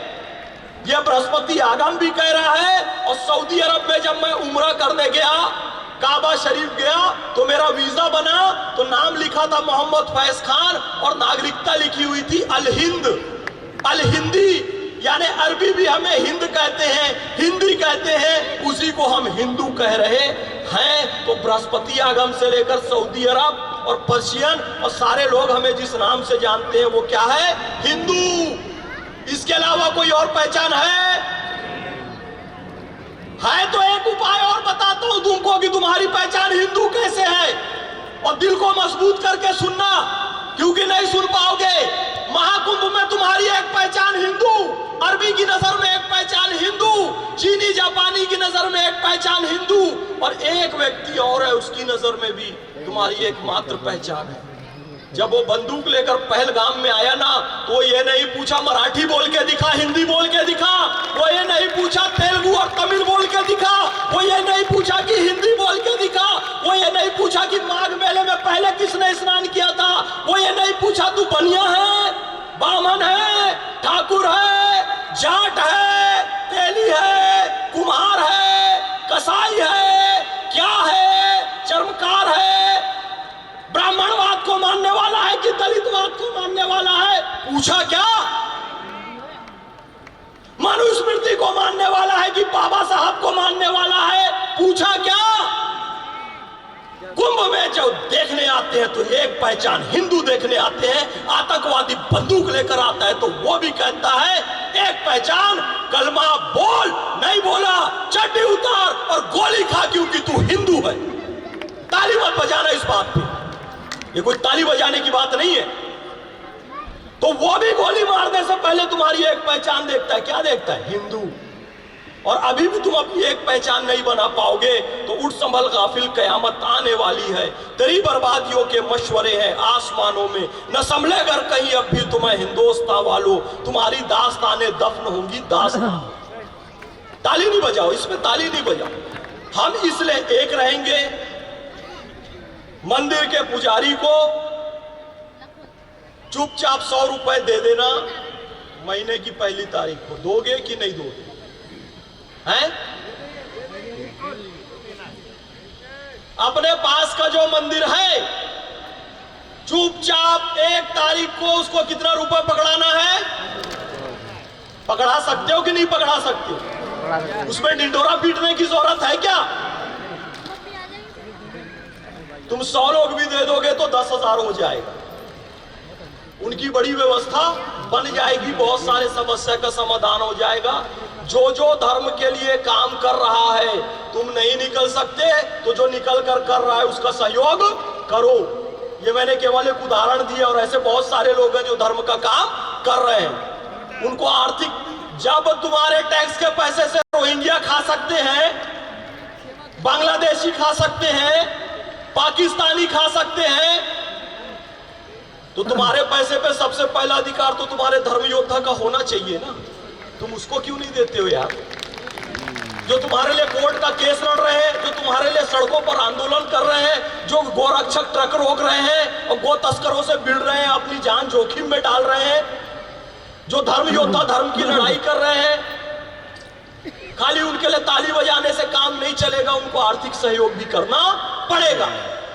पहले ये बात मैं नहीं बोलता था, अब बोलता हूं क्योंकि मैं उनकी हालत देखता हूं और बहुत बुरी दशा में है वो लोग।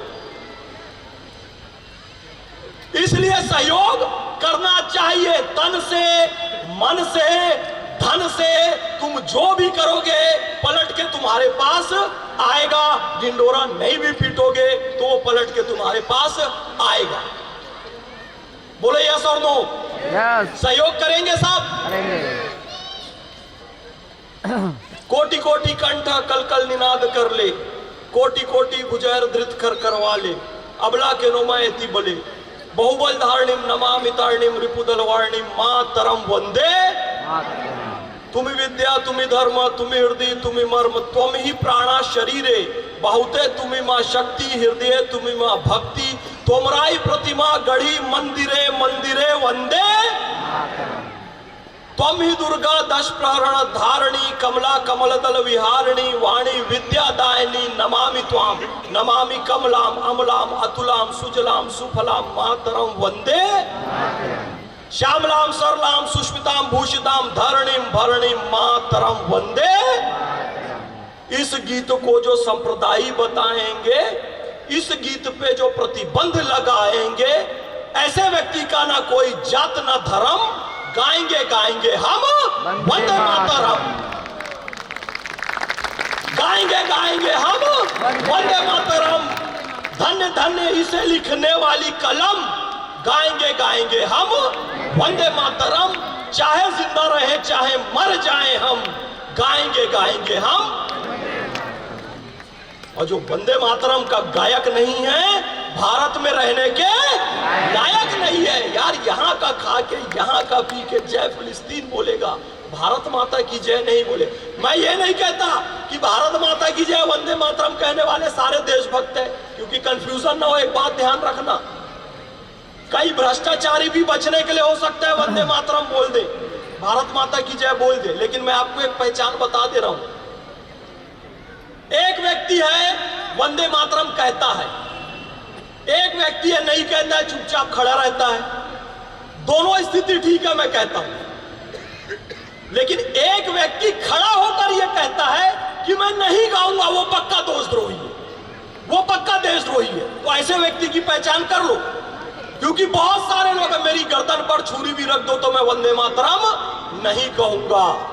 अरे वंदे मातरम हमारी आन बान शान है, भारतीय संस्कृति का प्राण है। ये वंदे मातरम तुम नहीं गा सकते, बड़े शर्म की बात है। तो अपने आसपास आपको शत्रुबोध होना चाहिए। आपकी स्वतंत्रता, ए मेरी माताओं बहनों, मेरी मां ध्यान से सुन लो, ध्यान से, मैं मां के लिए बोल रहा हूं। मतलब हालांकि शब्द वो बुरा है, वो लिबरल के आगे एक शब्द और जोड़ देते हैं तो लिबरांडू हो जाता है। इस विचारधारा के चक्कर में नहीं पड़ना, बिल्कुल नहीं पड़ना। आप जो कुछ भी बोल रहे हो, जो कुछ भी पहन रहे हो, जो कुछ भी खा पी रहे हो, जिस तरीके से रह रहे हो, ये सारी स्वतंत्रता केवल और केवल हिंदू धर्म में ही संभव है। इस बात का ध्यान रखना। अगर आप लिबर्टी और उदारवाद के चक्कर में किसी और को एंटरटेन कर देते हो तो एक कानून बन गया एक देश में कि पुरुष किसी भी महिला को मार सकता है, वो अपराध नहीं है। एक थप्पड़ अपराध नहीं, 2 थप्पड़ अपराध नहीं, 10 थप्पड़ अपराध नहीं, छड़ी लेकर पिटाई करे अपराध नहीं, मार मार के भूरता बना दे अपराध नहीं, हड्डी नहीं टूटना चाहिए, हड्डी टूटे तो अपराध है, उसकी 15 दिन की सजा है। बाकी कितना भी मार ले, वहां की कानून की पुस्तक में इसको अपराध नहीं माना गया। किस देश के में हुआ ये? चाहते हो ये वाला नियम? इसीलिए कहता हूं कि हिंदू संस्कृति से कभी समझौता नहीं करना। जो शान से जीन्स पहनकर घूम रहे हो, टी शर्ट पहनकर घूम रहे हो, बाल खुले कर घूम रहे हो, मर्जी आई तो सर को ढाक लिया, मर्जी आई तो सर को खोल लिया, मर्जी आई तो मॉल घूमने चले गए, मर्जी आई तो मंदिर चले गए, मर्जी आई तो अपनी सहेली दोस्त के यहाँ चले गए, मर्जी आई तो घर में पार्टी कर लिया। इतनी स्वतंत्रता केवल हिंदू धर्म ही तुमको देता है, इसके अलावा कहीं नहीं मिलेगा, ध्यान रख लेना। इसलिए बहुत लिबरल बनने के चक्कर में अपनी स्वतंत्रता को खत्म नहीं करना। नहीं तो हमें चाहिए, ये सब जो आजादी गैंग है, ये सब टुकड़े गैंग है, ये ध्यान रखना। टेलीविजन में जो चल रहा है, कोई कह रहे ब्राह्मणवाद मुर्दाबाद, ब्राह्मणवाद जिंदाबाद, वहां ना कोई ब्राह्मणवाद की लड़ाई है, वहां ना कोई दलितों के हित की लड़ाई है, वहां केवल एक तरफ टुकड़े गैंग है और एक तरफ राष्ट्रवादी लोग हैं। ध्यान रखना, वहां दलित नहीं है, दलित वहां कोई नहीं है। यहां भी देखो डिस्प्ले में चल रहा है, संत रविदास जी चर्मकार समाज से है, संत सघना कसाई समाज से है, संत सेन नाई समाज से है, संत कबीर जुलाहा समाज से है, संत रामानंदी उनके नाम से समाज हुआ। इनमें से एक भी ऐसा है जो राम को मानने से इनकार करता है, जो कृष्ण को मानने से इनकार करता है, जो हिंदू संस्कृति से इनकार करता है। और इन्हीं सब की आड़ में टुकड़े गैंग वाले दलित का चोला ओढ़कर संत रविदास जी को बदनाम कर रहे हैं, बाबा साहब अंबेडकर को बदनाम कर रहे हैं। इनमें से कोई भी दलित नहीं है। असली दलित हमारे संत रविदास जी के जो अनुयायी हैं, रविदासी भाई हैं, सेन भाई हैं, जुलाहा भाई हैं, जो गटर में उतरकर नाली साफ कर रहा है वो हमारा दलित भाई है, जो हमारे शौचालयों को आकर साफ कर रहा है वो हमारा दलित भाई है। उसको 100 रुपए की जगह 200 रुपए भी दे दो तो चलेगा, ये हमारा असली दलित भाई है। और उनकी आड़ में जो भारत तेरे टुकड़े होंगे इंशाअल्लाह नारे लगा दे, वो दलित नहीं है, वो टुकड़े गैंग का आदमी है। इस बात को समझो, उस चक्कर में नहीं पड़ना, क्योंकि यही लोग हैं जो शर्जील इमाम का समर्थन कर रहे हैं। यही लोग हैं जो उमर खालिद का समर्थन कर रहे हैं। मालूम है उमर खालिद कौन है? जो ये कहता था अफजल तेरे सपनों को हम पूरा करेंगे। अफजल का सपना क्या है? संसद पे हमला करना, भारत में बम ब्लास्ट करना। उसके सपनों को पूरा करेगा कौन? उमर खालिद अभी जेल में पड़ा है। ये टुकड़े गैंग वाले कहते हैं नसरुद्दीन शाह। नहीं कहना चाहता था मैं, लेकिन निकलती है गाली। नीच, पापी, कमीना, कुत्ता नसरुद्दीन शाह। वो कहता है कि उमर खालिद को जेल से छोड़ दो। वो कहता है शर्जील इमाम को जेल से छोड़ दो ताकि आकर ब्लास्ट कर दे इस बिल्डिंग में। ताकि भुवनेश्वर में हमने देखा कि एक गुंडा, एक आतंकवादी बम बना रहा है, उसकी मां भी उसका साथ दे रही है, उसकी बहन भी उसका साथ दे रही है, उसकी गर्लफ्रेंड भी उसका साथ दे रही है, लेकिन अल्लाह भी न्यायप्रिय है। ऐसा बम ब्लास्ट किया, वो लोग वहीं नंगे हो गए और मर गए। तुम चाहते हो कि शर्जील इमाम को छोड़ा जाए और हरकत घरों घरों में हो? तुम चाहते हो उमर खालिद को छोड़ा जाए? नसरुद्दीन वेडनेसडे फिल्म बनाता है आतंकवाद के खिलाफ और आतंकवादियों को छोड़ने के लिए पैरवी करता है। शर्म से डूब मर नसरुद्दीन शाह। भैया अपने देश की गरिमा से कोई समझौता नहीं करना। हिंदुत्व की ही परंपरा है जो तुम्हें जीवित रखी हुई है। कितने लोग अपने घर में बम बनाते हो? बताओ, बनाते हो क्या? कह रहे परेशान किया जा रहा है। मैं खुद मुसलमानों से कहता हूं भाई, कोई बम बनाता हुआ पकड़ा जाए तो सबसे पहले मुसलमान को खड़े होकर उसका विरोध करना चाहिए, तब भरोसा जागेगा। कह रहे मुसलमान से कोई, अभी सुरेश चौहान के जी बोल के गए ना, जो वंदे मातरम बोले उसी से खरीदो, बोल के गए ना। और ये हो भी रहा है ना, मुसलमान से कोई नहीं खरीद रहा है। मुसलमान डिलीवरी बॉय देखकर भगा दे रहे हैं, मुसलमान नाम देखकर पेमेंट नहीं कर रहे। हो रहा है ना ऐसा? क्यों हो रहा है ऐसा पता है? यार वो बम ब्लास्ट किया तो सबसे पहले सारे मुसलमानों को खड़े होकर विरोध करना चाहिए, तब तो भरोसा बैठेगा ना। वो पहलगाम में जो हमला हुआ उसमें सबसे पहले विरोध मुसलमानों को करना चाहिए ना। मैं टीवी डिबेट में जाता हूं, कठमुल्ले लोग आते हैं, डिफेंड करने लग जाते हैं उन लोगों को। तो कोई क्यों भरोसा करेगा यार तुम पे? और का खुलकर विरोध करोगे तो आपका सम्मान होगा। देखो मोहम्मद फैज खान उदाहरण है यहाँ पर, इस बात पे ताली बजाओ। पता चला कि विरोध तो मुसलमान से है ही नहीं। उन्होंने क्या कहा? मुसलमान से सामान नहीं खरीदना कहा सुरेश जी ने, ये नहीं कहा। जो वंदे मातरम नहीं बोले उससे सामान नहीं खरीदना ये कहा।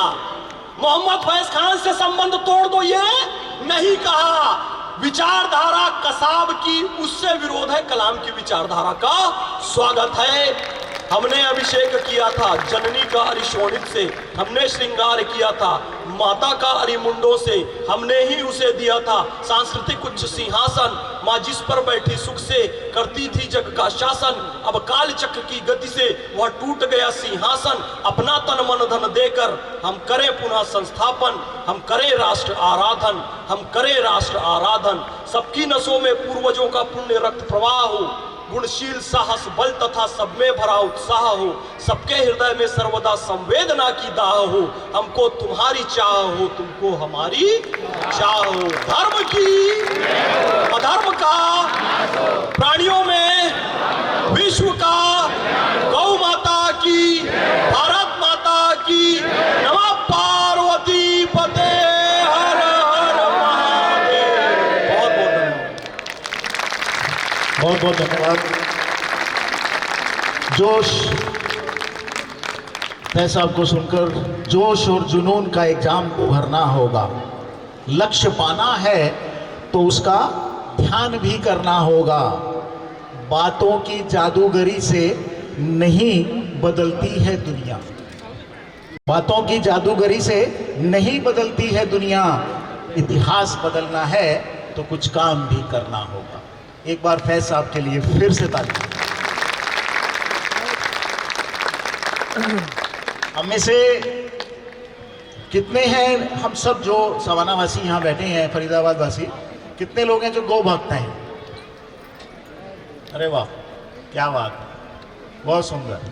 और ऐसे कितने लोग हैं जो गौ सेवक हैं, जो गाय जिन्होंने रखी है या गौशाला जाते हैं सप्ताह में 1 बार 2 बार? बहुत सुंदर। और अब हम में से ऐसे कितने लोग हैं जो गौ के रक्षक हैं? एक भी आदमी उठा। 2 गाय के रक्षक हैं, गाय का रक्षक वो होता है, छत्रपति शिवाजी महाराज जब 14 वर्ष के थे तो एक कसाई मुसलमान गाय लेकर जा रहा था काटने के लिए। 14 वर्ष की आयु में छत्रपति जी ने उनकी बाजू काट दी थी उसकी, उस गाय की रक्षा के लिए। हम में से ऐसे कितने लोग बैठे हैं जो गाय कटने के लिए मुसलमान लेकर जा रहे होते हैं, उनको छुड़ाने के लिए लड़े। अब एक भी हाथ नहीं उठेगा।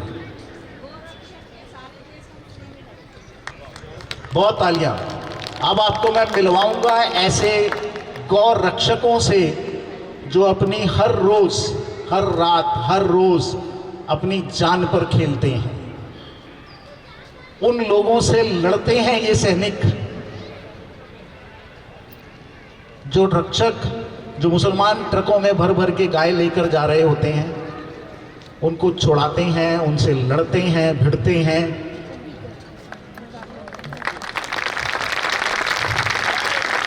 ये वो गौ रक्षक हैं जो बैडमिंटन नहीं खेलते, क्रिकेट नहीं खेलते,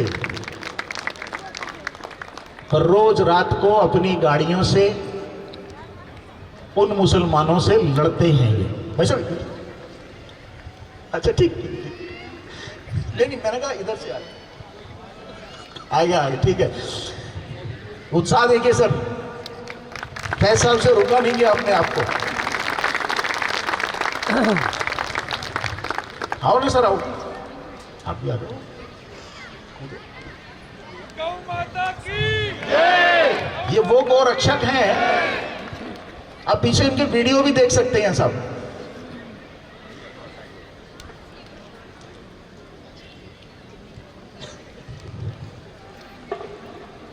बोलो, आपका पैसा बांग्लादेशियों को जाता है, उनको जाना चाहिए कि इनको जाना चाहिए? इनको जाना चाहिए ना, यही तो हम समझा रहे हैं आपको। वो धर्म के लिए, गौ के लिए लड़ रहा है, उस पर खर्च करो। ये वो सैनिक हैं जो रोज रात को गोलियां चलती हैं, आप वीडियो भी देख सकते हैं किस प्रकार गोलियां चल रही हैं, और मुसलमान जो है ट्रक से गाय को फेंक रहे हैं। वॉल्यूम कम।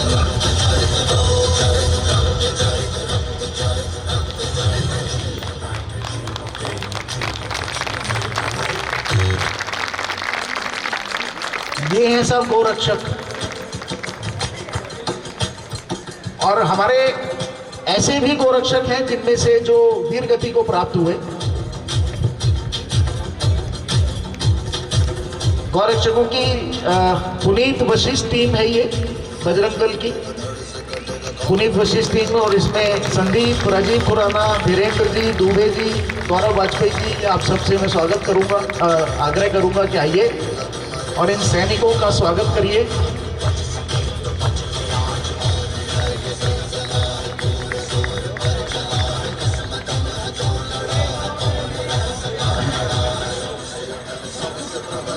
जी कोई नहीं, मैं यहीं पे ठीक हूँ।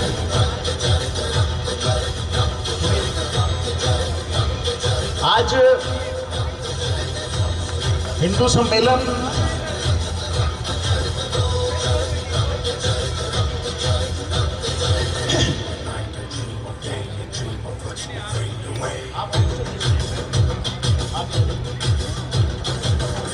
जोरदार तालियों से इनका स्वागत करें। भारत माता की, गौ माता की।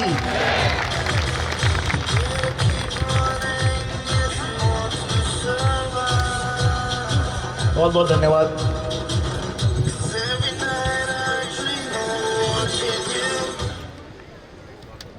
आपको बहुत सारे लोग भड़काने का प्रयास करेंगे मीडिया के माध्यम से कि ये गुंडे लोग हैं, बदमाश लोग हैं, ये तो बंदूक लेके चलते हैं, रात को गुंडागर्दी करते हैं। इनकी बातों में न आके अपना नुकसान मत करना। या सब आपके बच्चे हैं, आपके छोटे भाई हैं, अपनी जान जोखिम में डालकर देश और धर्म की रक्षा करते हैं।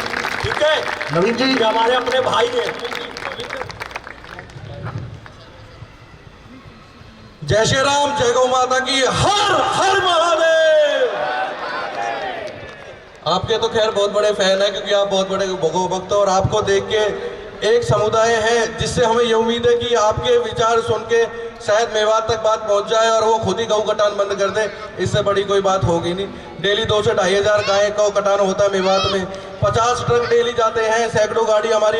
अभी आपने देखा होगा ये पीछे एक पिकअप भी आई थी जिसके तिरंगा बॉडी थी, उसके पीछे तिरंगा छपा हुआ था, बेटी बचाओ बेटी पढ़ाओ लिखा हुआ था। लेकिन गाँव का कटान हो रहा है, पकड़ी हमने, वो भी पकड़ी। अभी कल रात भी हमने एक पिकअप पकड़ी है, 3 गायें बचाई हैं और एक गौ तस्कर पकड़ के दिया है। 450 से ऊपर गाड़ियां पकड़ी है, हजारों गौ माताएं बचाई है, कुछ पैदल के जत्थे बचाए हैं जो पैदल लेके जाते हैं। उसके अलावा सैकड़ों बहन बेटियों को बचाया। और बड़े सुख के साथ एक चीज बताना चाहता हूं कि आज पूरे देश में जिस तरीके से आर्मी काम कर रही है, आर्मी का बड़ा सम्मान करते हैं। गौ रक्षक कहते हैं ना, गुंडों की हाँ एक फौज है हमारे देश में, जो आज हरियाणा, यूपी, राजस्थान, बिहार, मध्य प्रदेश, बंगाल, उड़ीसा, तेलंगाना, जहां भी आप जाओगे वहां पे गुंडों की टीम तैयार हो गई है। और वो गुंडों की टीम उन जिहादियों को तोड़ने का काम करती है जो बहन बेटियों के साथ लव जिहाद करते हैं और जो गौ माता का कटान करते हैं। भारत माता की। 450 से ऊपर गौ तस्करों की गाड़ियां ये दल पकड़ चुके हैं। गोलियां भी चलती हैं, 100 से ऊपर मुकदमे चल रहे हैं साहब इनके ऊपर। ये भी हैरानी की बात है। बहुत बहुत धन्यवाद।